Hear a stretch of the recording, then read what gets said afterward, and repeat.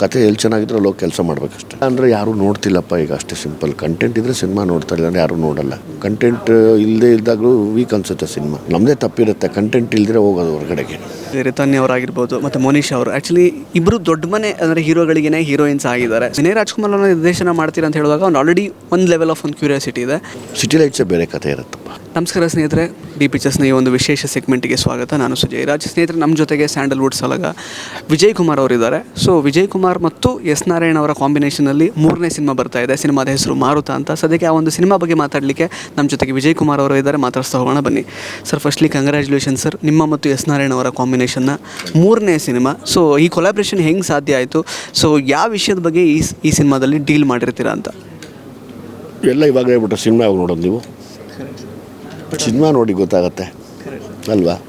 ಅಂದರೆ ಒಂದು ಸಹಜವಾದಂತಹ ಕುತೂಹಲ ಸರ್, ಅಷ್ಟೇ. ಅಂದರೆ ನಿಮ್ಮ combination already hit combination. So ಈ ಒಂದು ಸಿನಿಮಾದಲ್ಲಿ ಈಗ ಆಲ್ರೆಡಿ ಒಂದು ಸಾಂಗ್ ಕೂಡ ರಿಲೀಸ್ ಆಯಿತು. ನೋಡುವಂಥ ಒಳ್ಳೆ ಸಿನಿಮಾ ಇದು, ಚೆನ್ನಾಗಿರುತ್ತೆ ಸರ್. ಆ್ಯಕ್ಚುಲಿ ಕನ್ನಡ ಸಿನಿಮಾಗಳ ಜೊತೆಗೇ ತೆಲುಗು ಮತ್ತು ತಮಿಳಲ್ಲಿ ಮಾಡ್ತಾಯಿದ್ದಾರೆ. ಆ್ಯಕ್ಚುಲಿ ಪೂರಿ ಜಗನ್ನಾಥ್ ಅವ್ರ ಜೊತೆಗೆ ತೆಲುಗು ಸಿನಿಮಾ, ಇನ್ನೊಂದು ತಮಿಳ್ ಸಿನಿಮಾ. ಸೊ ಆ ಒಂದು ಜರ್ನಿ ಹೇಗೆ ಸಾಗ್ತಾ ಇದೆ ಸರ್?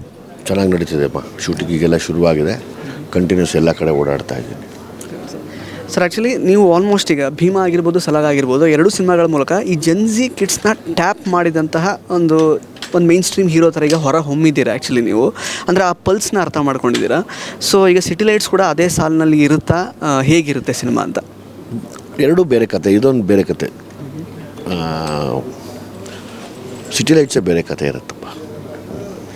ಸರ್, ಇನ್ನು ನಿಮ್ಮ ಮಕ್ಕಳು ಆ್ಯಕ್ಚುಲಿ ರಿತನ್ಯ ಅವರಾಗಿರ್ಬೋದು ಮತ್ತು ಮೋನಿಶಾ ಅವರು ಆ್ಯಕ್ಚುಲಿ ಇಬ್ಬರು ದೊಡ್ಡ ಮನೆ ಅಂದರೆ ಹೀರೋಗಳಿಗೇ ಹೀರೋಯಿನ್ಸ್ ಆಗಿದ್ದಾರೆ. ಸೊ ಅದೊಂದು ಖುಷಿ ವಿಚಾರ. ಪ್ಲಸ್ ಅಂದರೆ ನಿಮ್ಮ ಒಂದು ಡೆಡಿಕೇಶನ್ ಮತ್ತು ಕನ್ವಿಕ್ಷನ್ ಕಾಣುತ್ತೆ. ಅಂದರೆ ಮಕ್ಕಳನ್ನು ಅಂದರೆ ಒಂದು ದೊಡ್ಡ ಮಟ್ಟದಲ್ಲಿ ನೆಲೆ ನಿಲ್ಲಿಸಬೇಕು ಚಿತ್ರರಂಗದಲ್ಲಿ ಅಂತ.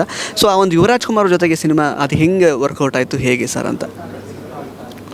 ಕತೆ ತುಂಬ ಚೆನ್ನಾಗಿದೆ. ಸೊ ಹಂಗಾಗಿ ಅವಕಾಶ ಸಿಕ್ಕಿದಾಗೆಲ್ಲ ಮಾಡ್ತಾ ಇರಬೇಕು. ಕತೆ ಎಲ್ಲಿ ಚೆನ್ನಾಗಿದ್ರೆ ಅಲ್ಲಿ ಹೋಗಿ ಕೆಲಸ ಮಾಡಬೇಕಷ್ಟೆ. ಸರ್, ಇನ್ನು ಬಾಡಿ ಬಿಲ್ಡಿಂಗ್ ಆ್ಯಕ್ಚುಲಿ ಪಂಪ್ ಆಗಿರೋದು ಕಾಣ್ತಾ ಇದೆ ಆ್ಯಕ್ಚುಲಿ. ಸೊ ಯಾವ ಸಿನಿಮಾಗೆ ಅದು ಆಗಿರುತ್ತೆ, ಹೇಗೆ ಅಂತ? ಅದು ಇಷ್ಟರಲ್ಲೇ ಹೇಳ್ತೀನಿ, ಅದು ಯಾವ ಸಿನಿಮಾ ಅನೌನ್ಸ್ ಮಾಡ್ತೀನಿ ಇಷ್ಟರಲ್ಲೇ ಈಗ.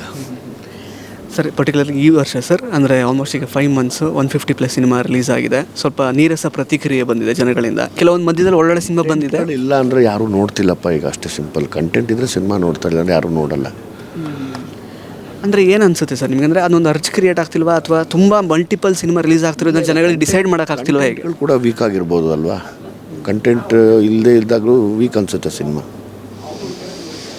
ಅದೇ ಸರ್, ಒಂದು ಅರ್ಜಿ ಕ್ರಿಯೇಟ್ ಆಗಬೇಕು ಜನಗಳಿಗೆ, ಇದು ಒಳ್ಳೆ ಸಿನಿಮಾ ಅಂತ ಅನ್ನಿಸ್ಬೇಕು ಅಂತಂದರೆ ಏನಂದರೆ ಸಿನಿಮಾಗಳ ಗ್ಯಾಪ್ ಕಡಿಮೆ ಆಗಬೇಕಾ ಅಥವಾ ನಂಬರ್ ಆಫ್ ಸಿನಿಮಾಸ್ ಕಡಿಮೆ ಆಗಬೇಕಾ, ಹೇಗೆ ಅಂತ?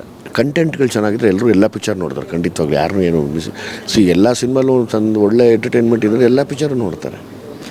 ನಮ್ಮದೇ ತಪ್ಪಿರುತ್ತೆ, ಕಂಟೆಂಟ್ ಇಲ್ಲದ್ರೆ ಹೋಗೋದು ಹೊರಗಡೆಗೆ. ಸರ್, ತುಂಬ ರೂಟೆಡ್ ಕಥೆಗಳನ್ನು ನೀವು ಆಯ್ಕೆ ಮಾಡ್ಕೋತೀರ ನಿರ್ದೇಶನ ಮಾಡುವಾಗ.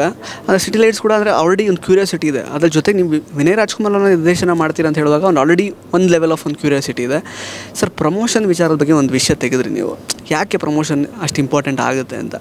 ಸೊ ನಿಮಗೆ ಯಾಕೆ ಅದು ಬಂತು ಸರ್ ತಲೆಗೆ? ಪ್ರಮೋಷನ್ ಮಾಡಿದ್ರೇ ಜನ ಬರೋದು. ಮಾಡಬೇಕಲ್ಲಮ್ಮ. ಈಗ ನೀವು ಮಾಡ್ತಿರೋದು ಪ್ರಮೋಷನ್ನೇ.